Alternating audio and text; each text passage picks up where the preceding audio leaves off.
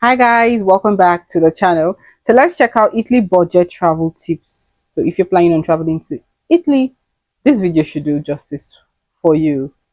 Hey there, fellow travelers! Mark here with Walter's World, and today we're in Caserta, Italy, right outside the Royal Palace of Caserta, just north of Naples. And today what we have for you are some budget tips on visiting Italy, so your money can go a little bit farther when you're enjoying all that pasta and historic sites here in Italy. And I really got to tell you, Italy does not have to be an expensive place to go when you travel. I know a lot of people have this idea, well, I went to Venice and it was expensive, and I was in Florence and it was expensive.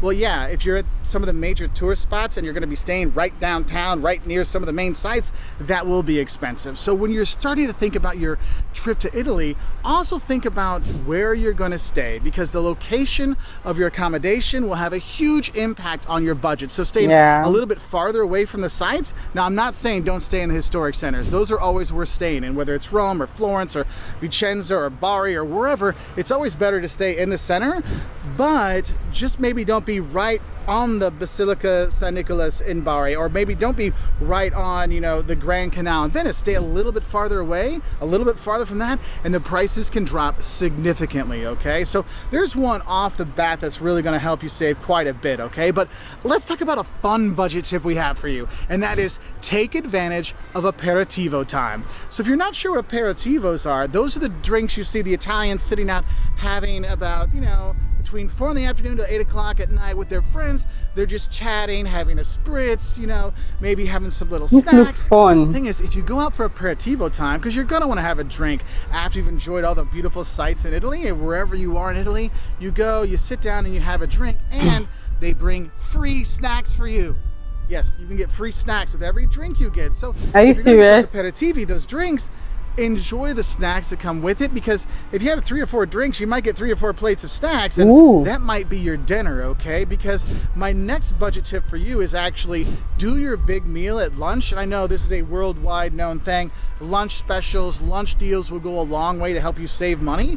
But also, if you have that big meal at lunch, if you do aperitivo time for dinner, then you're done for the day, because you'll be so full and so happy, and your budget will be happy too, because you just saved a dinner meal price. Now, another thing I think is important, if we're looking at little things that add up over time, if you're going to be coming to Italy for 1 or 2 weeks or maybe a month, and you love your espressos, right? And we all love our espressos. When you come here, you have your little coffees.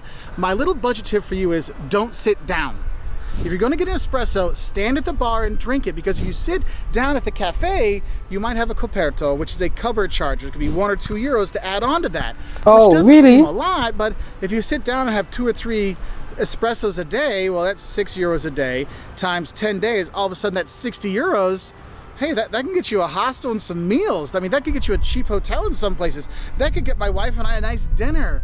Those little things add up. So make sure, if you're just going to have your little espresso, stand at the bar. Same thing, if you just want to get a little snack, just stand at the bar with the snack. Don't sit down, because you might be getting an extra charge for that. Now, another way that tourists really burn through their money is if they eat near tourist sites. Now, I'm not going to lie to you. Sometimes you want to pay for that view. I mean, I have eaten and drank on Piazza San Marco in Venice because, my God, that view is fantastic.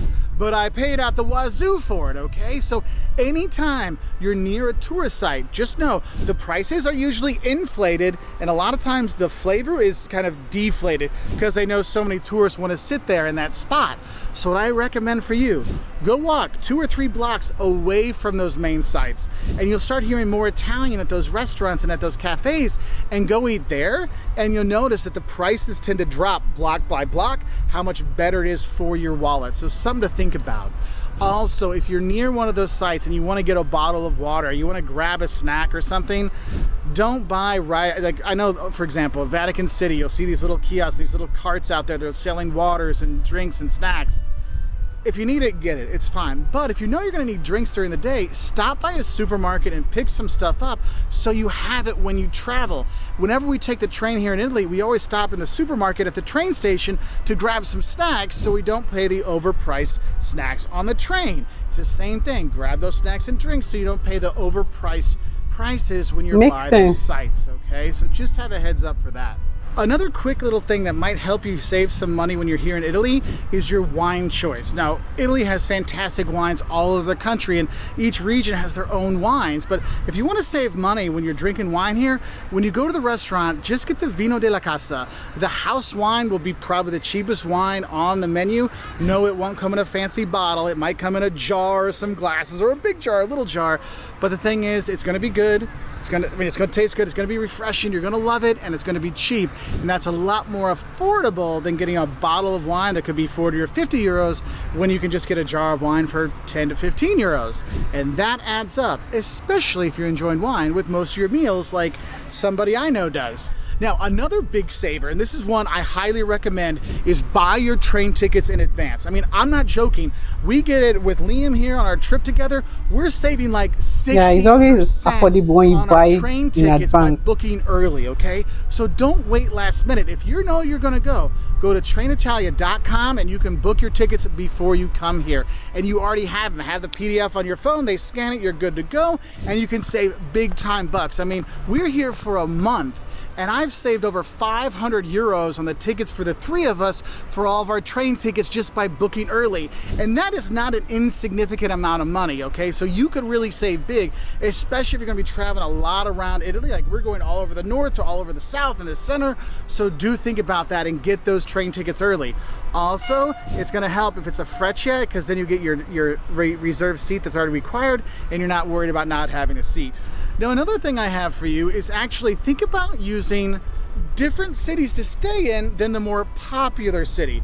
For example, Venice is super expensive to stay in, but you know what? You can stay in Padua, you can stay in Vicenza. Those are both less than an hour away, and you can do day trips to Venice and then go back and enjoy more of a traditional Italian city versus a traditional tourist city, okay? Makes So for sense. example, if you want to do the Amalfi Coast, which is really expensive, maybe stay in Sorrento. And sometimes staying in the bigger city could be cheaper, like staying in Naples and then going to the Amalfi Coast will also save you some money. So think about where you're going to stay in terms of the city that can help you out, because honestly, another budget thing that's going to help you out when you're here is just using public transportation. Taxis in Italy are nefarious for their pricing, let's say, and also you're not going to find Uber and Lyft all over the country. There might be some in Milan and Rome, and like that's it, okay? So it's taxis or public transportation, or you're hiring a private driver, and those are even more expensive. So learn to love the public transportation here, because that's going to save you a lot of money, though it might be delayed occasionally. So just have a heads up for that. Now, another cool thing is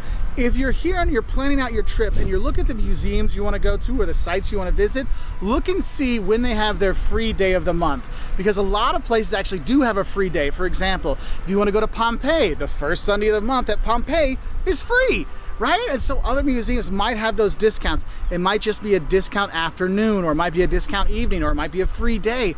But little things like that can add up and help you save money. And that's why another thing to look at is maybe you want to get one of those cards, like the Roma card, or the Florence card, or the Florence Pass, you know, those city cards. Those can be a good money saver, but the key thing, if they're going to be a money saver, make sure you look and see, do they have the museums that you want to go to? Because if they do, then it can really help you out. But if they don't, then it's kind of like a glorified, overpriced public transportation ticket, and you don't need to do that. So make sure you do your research about what's available on that card, okay? And kind of going along with that, I think another thing, if you're not going to get those cards, is also another budget tip is really choose your sites wisely, because there's so much to see and do in Italy. I mean, just so much to see and do that it's almost overwhelming. And don't think you need to see every single thing, because your budget will explode with all those entry tickets. So what you might want to do is be judicious in terms of what you're going to go see. We'll do the Colosseum, and we'll do the Forum, and we'll do the Vatican, but we'll pass into Villa Borghese this time. Do that. That's going to help you control your budget more. And then, of course, there's always avoiding summer peak season. Look, Italy is famous for its beautiful weather, beautiful people, beautiful food, beautiful destinations, and everyone knows that. So from June through August, it's packed. Like, August is insane how busy Italy gets and how insane the prices get. So if you can come in shoulder season, like in April, May, September, October, usually you have still decent weather, but you have a lot less tourists here, and that means the flight tickets are cheaper, there's less people in line, so you're not losing time, which is not free, you know. That can really help you out, okay? So I hope these budget tips can help you enjoy Italy better. Wow. Why do I feel like he took his time to explain? Like I always love watching his videos because there's always there's always something to learn from, right? He did absolutely well with these. And if you're planning on traveling to Italy, I feel like this video has done justice to it. Trust me, 100%. Italy is really a beautiful country to visit because I've been seeing a lot of wonderful videos that has to do with that particular country, and I'm so obsessed with it right now. This was fun. I hope you enjoyed it as much as I did. Let me know your thought, guys, in the comment section, right? See you in my next one.